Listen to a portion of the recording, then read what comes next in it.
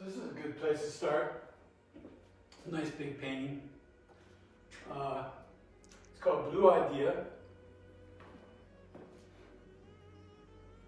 Blue Idea. Could be blue figure. In my vocabulary, idea and figure are interchangeable. There's an idea in making the painting. It's all about making the painting. In some way, the figures may be an excuse. So this is a painting that I made in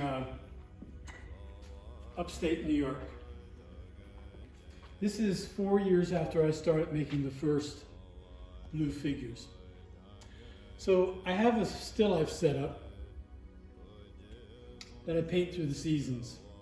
You'll see this with snow, in the spring with forsythia and daffodils. Here it's the height of summer with daylilies.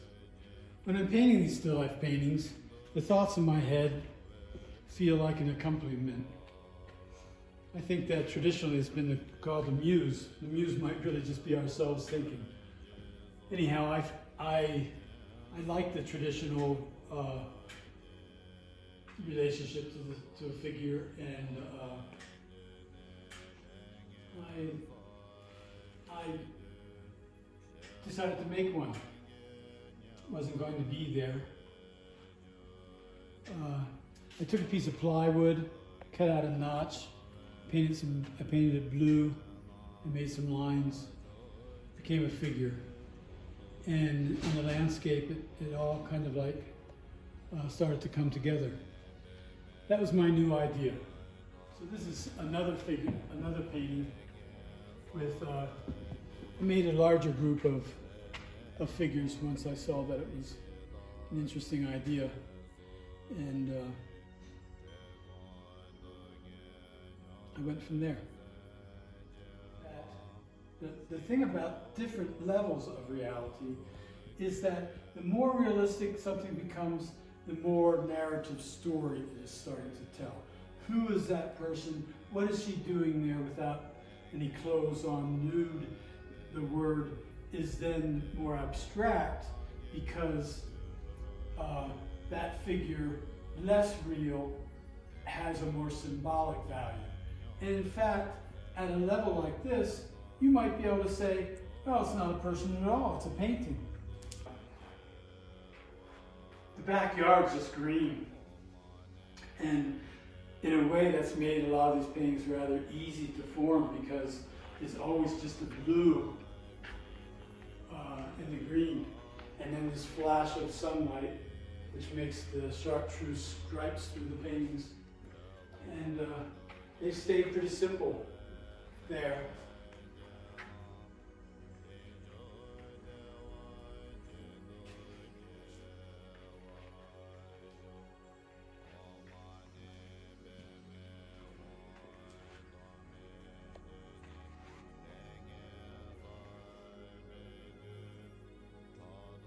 We have the whole stage and the juxtaposition of the different sizes of things. Daylilies, daylilies, daylilies. The barn always anchors the one end of the stage. The figures from that little drawing. Anyhow, this is the stage. I'm not sure what happens. Maybe what happened was the big blue idea walked in and changed the order of everything. Okay, so the black and white parts that are interspersed throughout the other paintings is a kind of opposition from drawing to color. The black and white representing drawing, the color representing shape and surface.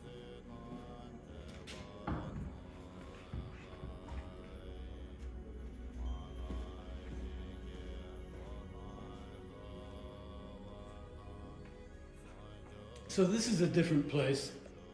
It's the Gulf Islands National Seashore in Florida. I was painting a lot of different places across the United States, and at the same time, I was painting the first figures.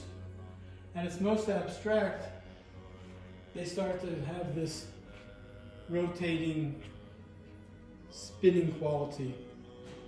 That was interesting because I was painting these at the same time also. The rotations of the earth. And it's nice how it goes along with the backyard, which I've called the center of the earth. But the abstract sections that I was just describing, this is actually the sketch on the artist's easel. This was the prior idea of the blue figure. These are actually paintings of my paintings stacked up in the studio. One thing about a painter is the studio is their kind of cathedral. Everything I do in my studio is what is most meaningful to me. This moving around, seeing this to that, the juxtapositions of abstractions, the content of the overall thing, that's what's important. At this point, what we're seeing is the most abstract representation. It's where everything is the most concise. It's where, if I'm on my deathbed, I might just see those parts, and it adds up to some kind of a whole.